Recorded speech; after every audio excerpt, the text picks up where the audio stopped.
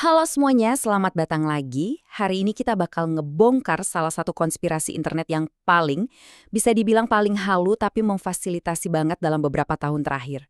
Saking gilanya, teori ini sering dijuluki sebagai QAnon dari dunia arsitektur. Nah, bayangin aja, ada klaim soal kekaisaran Tartaria, sebuah peradaban kuno yang katanya super maju, ngebangun keajaiban dunia, terus tiba-tiba, puff, dihapus gitu aja dari sejarah. Sebagai orang yang suka mikir kritis, kita bakal ngebedah topik ini murni dari kacamata sejarah yang faktual dan objektif. Kita bakal lihat gimana ceritanya sebuah wilayah yang emang beneran ada di peta kuno, malah berubah jadi fiksi internet yang viral banget. Jadi ini rute bahasan kita hari ini. Kita bakal mulai dari ngebongkar mitos epiknya, terus ngecek fakta geografis aslinya, dari mana sih asal-usul konspirasi ini, lanjut ngebahas klaim soal banjir lumpur, dan pastinya, kenapa nggak ada satupun bukti arkeologis yang ngedukung teori ini. Terakhir, kita bakal lihat dampak nyata dari menghapus sejarah yang sebenarnya. Yuk, langsung aja kita mulai. Bagian pertama, mitos epiknya. Kita bakal lihat apa aja sih klaim-klaim gila dari orang-orang di internet soal kekaisaran yang katanya hilang ini. Menurut teori konspirasi ini, kekaisaran Tartaria itu katanya adalah sebuah peradaban kuno yang teknologinya udah sangat maju. Nah, kalau kalian tanya orang-orang di forum internet, jawabannya bisa beda-beda. Ada yang bilang kekaisaran ini udah naklukin seluruh dunia, atau seenggaknya jadi kekaisaran raksasa di Asia yang punya pengaruh global. Terus menurut mitosnya, Tartaria ini hancur karena rentetan bencana, dan, nah ini bagian paling gilanya, pemerintah di seluruh dunia konon bersekongkol bikin skenario penutupan besar-besaran, semacam Great Reset atau pengaturan ulang sejarah, buat ngapus eksistensi mereka dari ingatan umat manusia. Wah, udah kayak plot film fiksi ilmiah ya. Dan skala klaim mereka ini sumpah luar biasa banget. Mereka percaya kalau bangunan-bangunan ikonik di seluruh dunia, yang secara sejarah faktualnya itu dibangun sama peradaban yang beda-beda selama ribuan tahun, katanya sih sebenarnya dibangun sama satu kekaisaran ini doang. Coba deh lihat dasarnya. Mereka ngeklaim piramida Giza di Mesir, tembok besar di Tiongkok, Taj Mahal, sampai bangunan modern kayak Gedung Capitol di Amerika, dan stasiun Penn lama di New York, itu semuanya mahakarya Tartaria. Maksudku, ini lompatan logika yang bener-bener jauh banget nyatuin era dan budaya yang sama sekali nggak nyambung jadi satu cerita fiktif. Oke, masuk ke bagian kedua, fakta geografis. Di balik mitos liar tadi, kita harus tahu kalau nama Tartaria itu sebenarnya nggak sepenuhnya ngarang loh. Fakta sejarahnya gini, Tartari atau Tartaria itu ama beneran ada sebagai istilah geografis. Kalau kalian lihat peta-peta jadul dari abad ke-16 atau ke-17, apalagi dari Kekaisaran Rusia, kalian bakal sering nemuin wilayah Siberia dan Asia Tengah itu dilabeli sebagai Tartari. Jadi poin krusialnya nih, itu cuma sekedar label di peta. Nama yang dipakai sama orang-orang Eropa dan Rusia zaman dulu buat nyebut wilayah super luas yang belum terlalu mereka pahami. Bukan nama kekaisaran global berteknologi tinggi. Biar lebih kebayang di dunia nyata, wilayah yang dilabeli Tartari di peta kuno itu kalau sekarang mencakup apa aja sih? Nah, wilayah itu sekarang adalah negara Kazakhstan modern, terus bagian wilayah Mongolia, sebagian Tiongkok, dan kawasan timur jauh Rusia. Disitulah letak kebenarannya. Wilayah-wilayah ini punya sejarah asli yang kaya banget dari berbagai kebudayaan lokal, bukan sejarah kekaisaran rahasia yang disembunyiin sama elit dunia. Bagian ketiga, asal-usul konspirasinya. Terus, kalau kekaisaran ini emang nggak pernah ada, gimana ceritanya peta kuno bisa berubah jadi konspirasi global? Usut punya usut, evolusi mitos ini sebenarnya berakar dari pseudosains dan nasionalisme Rusia. Mulainya di tahun 1970-an.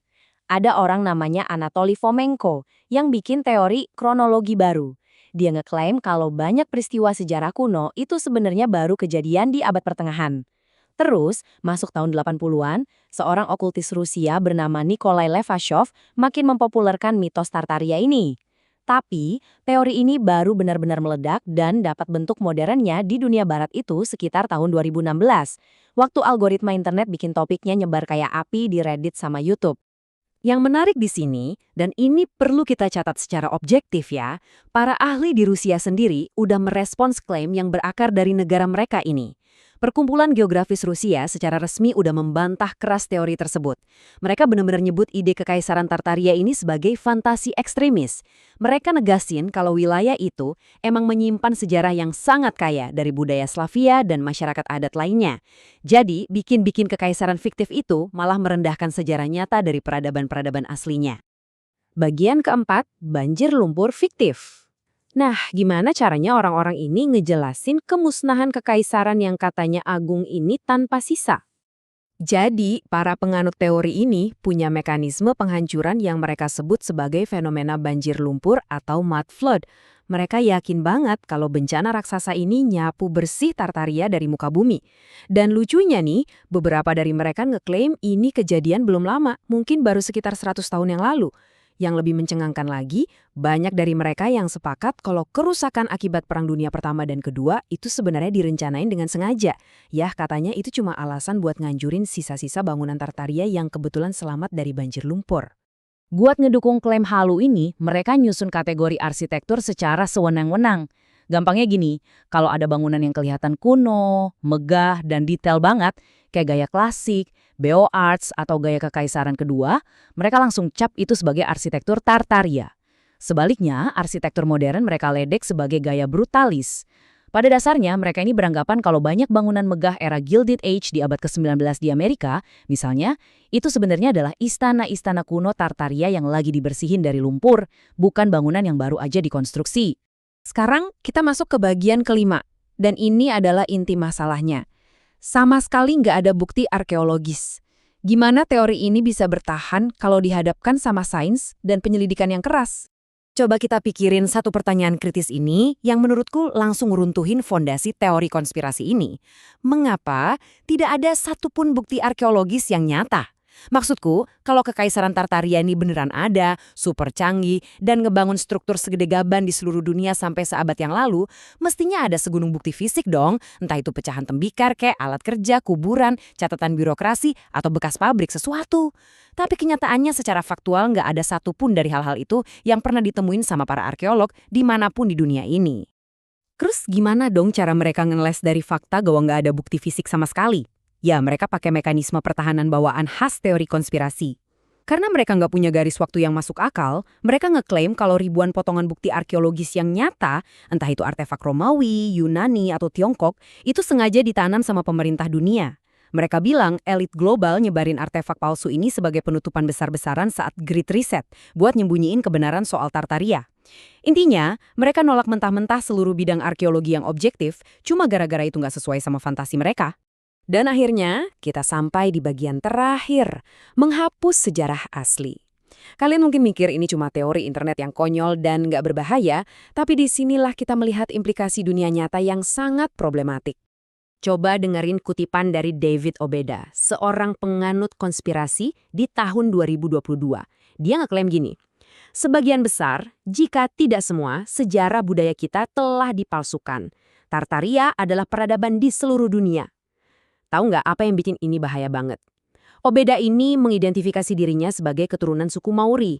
Teori ini pelan-pelan bikin orang percaya kalau kelompok masyarakat adat di berbagai belahan dunia, kayak suku Maori ini, sengaja diciptain sama para pengontrol dunia, cuma buat mencah belah manusia setelah Tartaria jatuh. Secara nggak langsung, teori ini aktif berusaha menghapus eksistensi, budaya, dan sejarah nyata dari kelompok-kelompok masyarakat adat. Jadi, ini yang harus banget kita garis bawahi. Fenomena ini nunjukin kalau konspirasi kekaisaran Tartaria adalah bagian dari tren pencarian kebenaran alternatif yang makin parah sejak peristiwa 9 September. Dalam pencarian tanpa henti akan rahasia elit global, para penganut teori ini tanpa sadar malah menghapus sejarah asli dari masyarakat adat dan peradaban yang benar-benar kaya, beragam, dan eksis di dunia. Sejarah pencapaian manusia yang luar biasa itu dirampas dan malah dikasih ke sebuah kekaisaran fiktif. Pada akhirnya, ini bawa kita ke satu perenungan. Bukti arkeologis yang nyata, objektif, dan faktual itu menceritakan kisah tentang manusia.